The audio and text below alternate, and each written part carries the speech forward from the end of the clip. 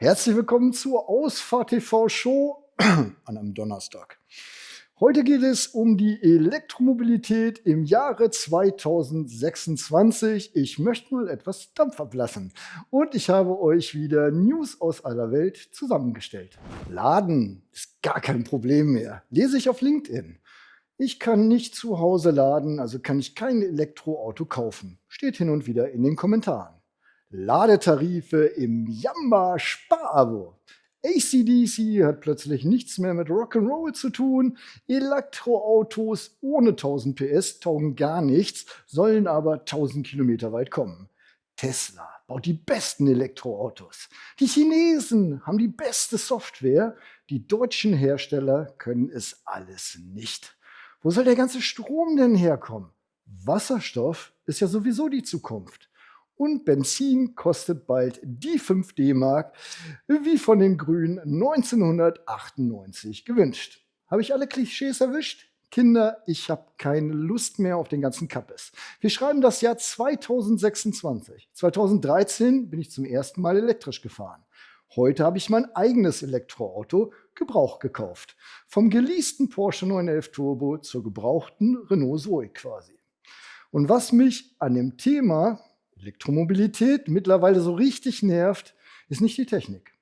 Es ist unser gesellschaftliches Kernproblem, mangelnde Empathie, dieser Anspruch, dass die eigene Lebenswirklichkeit die einzig wirkliche ist. Im letzten Jahr habe ich unter meinem Elektroauto-Review den Kommentar einer Dame bekommen. Dein Video ist absolut unbrauchbar. Warum, habe ich gefragt. Weil du gar nicht erklärst, wie das mit dem Laden geht. Touché.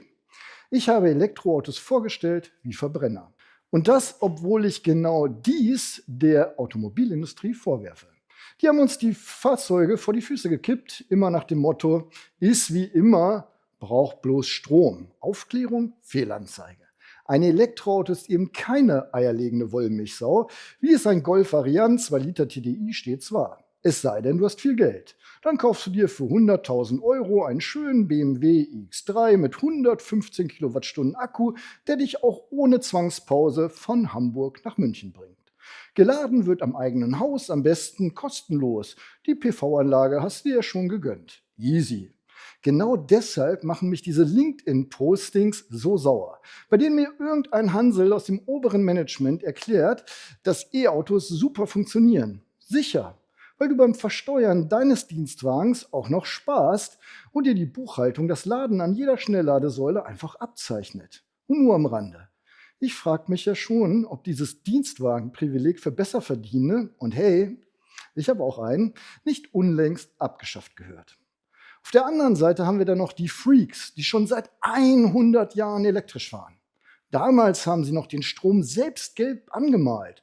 Und die Reichweite eines Mitsubishi i-MiEVs hat locker gereicht, um 3-mal im Jahr mit der ganzen Familie nach Rimini zu fahren. Ich bin selbst erst mit meiner Zoe nach Hamburg gefahren. Tempo 100, immer auf der Suche nach dem nächsten Bus, dessen Windschatten mich ein wenig zieht. Ich sag mal so, mit meinem Opel Corsa B, 45 PS, war ich schneller da.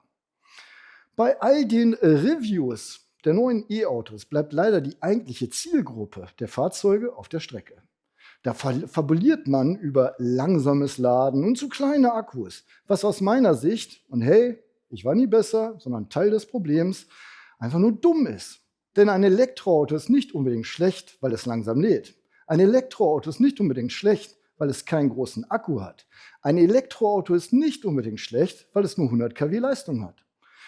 Ob du dir heute ein Elektroauto kaufen solltest, das ist eine komplexe Frage. Es lohnt sich zu rechnen und ehrlich zu sich selbst zu sein. Ich wollte nämlich gar keins kaufen. Ich wollte eine letzte coole Verbrenner-Shitbox. Ein abgeranztes BMW Z4 Coupé, ein Renault R4 Kasten, ein Saab 9.5. Fast wäre es wie ein Opel Corsa geworden. Und dann war ich ehrlich zu mir. Und ich habe gerechnet. Die Strecke ins Büro knapp 40 Kilometer. Fahrspaß im Berufsverkehr eher nicht. Der Corsa nimmt 7 Liter bei 2 € den Liter. Die Zoe fahre ich mit 15 Kilowattstunden bei 32 Cent. Auf 100 Kilometer sind das 14 € für Benzin oder 5 € für Strom. Bei meinen 24.000 Kilometern im Jahr 3.360 Euro gegen 1.200 Euro.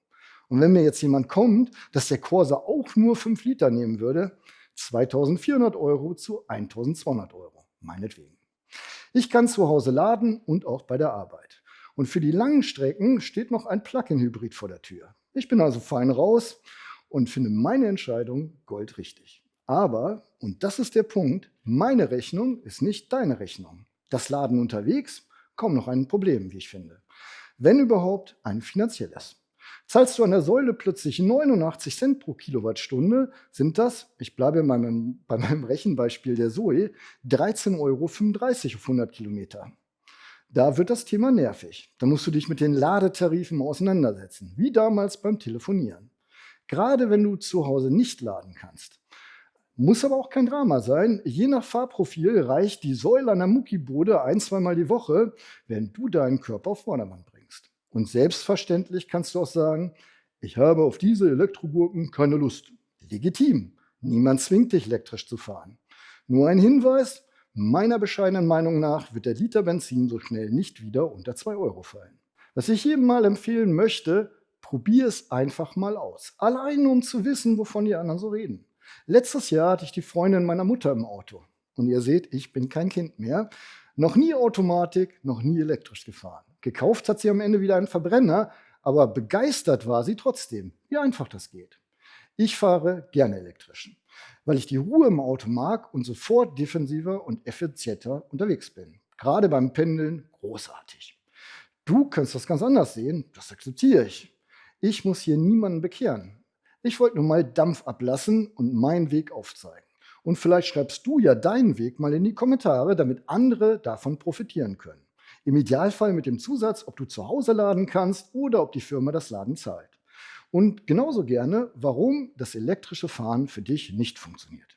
Vielen Dank. Jetzt achtet mal bitte auf den geschmeidigen Übergang von meinem Rant zum Placement mit meinem Partner Leasingmarkt.de, Deutschlands Nummer 1 in Sachen Autoleasing. Als ich heute Morgen in die Deals geklickt habe, da sind mir 2 Angebote aufgefallen, die möchte ich hier gerne mal vorstellen. Passen sehr gut zu meinem Punkt mit dem Rechnen. Einmal hier ein VW T-Roc, allerdings Gewerbeleasing, für 119 Euro bei 10.000 Kilometern im Jahr und 24 Monaten Laufzeit. Mit einem gigantisch guten Leasingfaktor von 0,33. Direkt darunter der Cupra Raval Endurance für 170 Euro, auch 10.000 Kilometer dabei bei 36 Monaten Laufzeit. Allerdings, da sind 6.000 Euro Elektroförderung mit drin. Und wenn man jetzt mal in die Details vom Angebot klickt, dann sieht man, wenn ich die Förderung rausnehme, bin ich mal eben schwupps bei 336 Euro und habe noch nicht mal mit den Kilometern gespielt. Also mal schauen, wie das mit dem T-Roc aussieht. Da gehen wir auf 25.000 Kilometer im Jahr. Du musst das Auto nur 2 Jahre halten. Schöne Übergangslösung. 234 Euro kostet es dann. Und wir sind hier allerdings bei einem Leasingfaktor von 0,65 jetzt. Nicht mehr ganz so gut, aber das Angebot finde ich persönlich trotzdem sehr gelungen. Wir haben dann hier Gesamtleasingkosten von 5.600 Euro. Dazu kommen dann noch die einmaligen Kosten von 1.252 Euro. Sind wir also bei knapp 7.000 Euro für 2 Jahre gewerblich, wohlgemerkt. Ja, das Auto sieht sehr schick aus. Starten wir mal die Konfiguration, auch das ist möglich bei Leasingmarkt. Die Farbe will ich so behalten, genauso. Müsste also jetzt hier nichts zahlen. Schön auch zu sehen, dass die Optionen, wenn man liest, ja jetzt gar nicht so teuer sind, vermeintlich.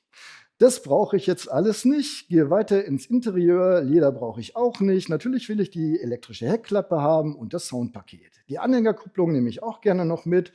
Kostet ja quasi nichts, ne? Sitzkomfortpaket und Technikpaket sollte man auch mitnehmen. Ja, und schwupps bin ich dann wieder bei 300 Euro. Nichtsdestotrotz für 25.000 Kilometer finde ich, das ist nicht das schlechteste Angebot. Und wenn du das auch so siehst, einmal hier deine persönlichen Daten eingeben, damit der Händler dir ganz unverbindlich und kostenlos dein personalisiertes Angebot zuschicken kann. Ja, den T-Roc habe ich euch unten verlinkt, das ist der erste Link unter dem Video, die Leasingmarkt Deals, dann der zweite Link. Danke, dass ihr dieser Verbraucherinformation so geduldig gefolgt seid. Dann habe ich wieder Car-News aus aller Welt für euch zusammengestellt. Das unabhängige Mercedes-Blog MB Passion berichtet, dass Mercedes die Produktion der Langversion des CLAs in China eingestellt hat. Nach 627 produzierten Einheiten. Unklar ist, ob es nur 627 Einheiten sind, weil die Produktion eingestellt wurde, oder ob die Produktion eingestellt wurde, weil es nur 627 Einheiten waren. In Deutschland kann sich Mercedes wohl nicht beklagen. Fast 17.000 CLAs wurden im ersten Halbjahr 2026 zugelassen, davon 11.000 elektrische Fahrzeuge. Es bleibt spannend, ob der elektrische GLC in China besser ankommt. Leapmotor, der chinesische Hersteller, der künftig Stellantis-Marken, die Elektroautos bauen möchte, feiert sich selbst. Im Juni 2026 war der T03 das meistverkaufte chinesische Elektroauto. Der T03 die Nummer 1 im Segment der elektrischen Kleinstwagen und die Marke selbst die Nummer 1 unter den chinesischen Herstellern. Dabei fällt mir ein, Ausfahrt TV war auf YouTube lange Zeit die Nummer 1 unter allen nicht verlagsgesteuerten deutschsprachigen Kanälen, die ausführliche Autoreviews veröffentlichen. Das soll aber den Erfolg von Leapmotor natürlich nicht schmälern. Es zeigt aber durchaus, dass die Verbindung von Stellantis und Leapmotor ganz clever ist. Die einen haben das Händlernetz, die anderen die preiswerten Fahrzeuge. Die Range Rover Produktfamilie bekommt ein neues Mitglied. Der Range Rover GT kommt als SUV-Coupé und soll das Grand Touring-Segment neu definieren. Natürlich elektrisch. Ich mag ja den klassischen Range Rover, aber gut, Geschmäcker sind verschieden. Die einen Hersteller streichen ihr Modellprogramm zusammen, die anderen bauen es weiter aus. Ob die Welt auf dieses Auto gewartet hat, kann ich nicht beantworten. Aber je länger ich auf diese Pressebilder starre, desto lässiger finde ich das Ding. Muss wohl am Alter liegen. Vom 8. bis 12. September findet in Frankfurt die Automechaniker statt. Die größte B2B, also Business-to-Business, Fachmesse für den Automotive Aftermarket. Spannend, zumindest für alle, denen bei Werkstattausrüstung, alternativen Antrieben oder Digitalisierung in der Werkstatt das Herz aufgeht. Bosch bringt beispielsweise den DCP 800 mit. Ein speziell für Common Rail Hochdruckpumpen entwickelter Prüfstand. Sieht nicht gerade günstig aus. Da tun einem die Werkstätten schon fast leid. Sie müssen sich einerseits mit Hochvolt beschäftigen und gleichzeitig, wegen der Technologieoffenheit, weiter in klassische Verbrennertechnik investieren. Great Wall Motors ist ja eher holprig in Deutschland gestartet. Erst wusste man nicht so recht, ob man die Marken oder den Mutterkonzern vermarkten will. Dann wurden die Modelle kurz vor Verkaufsstart nochmal umbenannt. Während MG direkt gut gestartet ist, konnte Great Wall Motors zunächst höchstens mit BYD mithalten, nur dass BYD inzwischen deutlich Fahrt aufgenommen hat. Der Ora 5 ist jetzt als Hybrid bestellbar, ab 29.000 Euro. Der Verbrenner startet bei 25.000 Euro. Mit 4,47 Meter Länge tritt er gegen den Nissan Qashqai, den Kia Sportage, den VW Tiguan oder den Škoda Karoq an. Spannend wird sein, ob der Preis für ausreichend Nachfrage sorgt. Ich bin allerdings etwas verwirrt. Ora wurde mir damals schließlich als reine Elektromarke verkauft. BYDs Engagement in Deutschland kann man durchaus als beharrlich oder auch aggressiv beschreiben. Kaum ein Tag ohne neue Pressemitteilung. Jetzt wollen die Chinesen den Taximarkt aufmischen.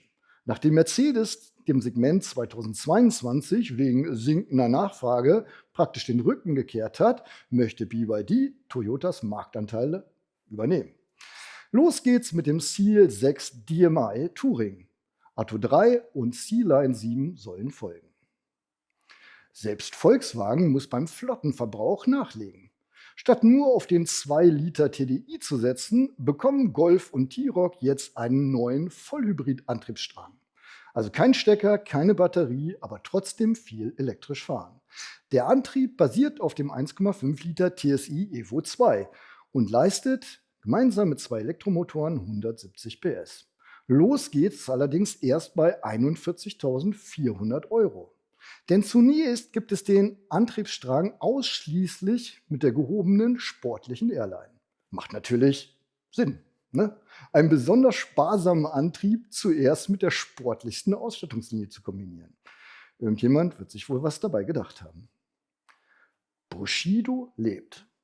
Und trotzdem inspiriert sein Geist jetzt den V12 Lamborghini. Ich war nie ein Rapper, ich bin auf dem Boden geblieben. Ich bin ein Mann und bin bei meinen Hosen geblieben. Sorry, für einen Flachwitz muss auch mal Zeit sein hier. Mercedes hat den neuen Maybach GLS vorgestellt, also ein Facelift des 2019 vorgestellten Luxus X167. Nee, Moment, das Facelift gab es doch schon 2023. Naja, also eher eine Modellpflege, egal. Die Pressemitteilung trägt den Titel Ein ganz eigener Kosmos. Da würde ich sogar zustimmen. China ist übrigens der wichtigste Markt für Maybach. Ausgerechnet dort schwächelt laut Handelsblatt aktuell der Absatz. Immerhin.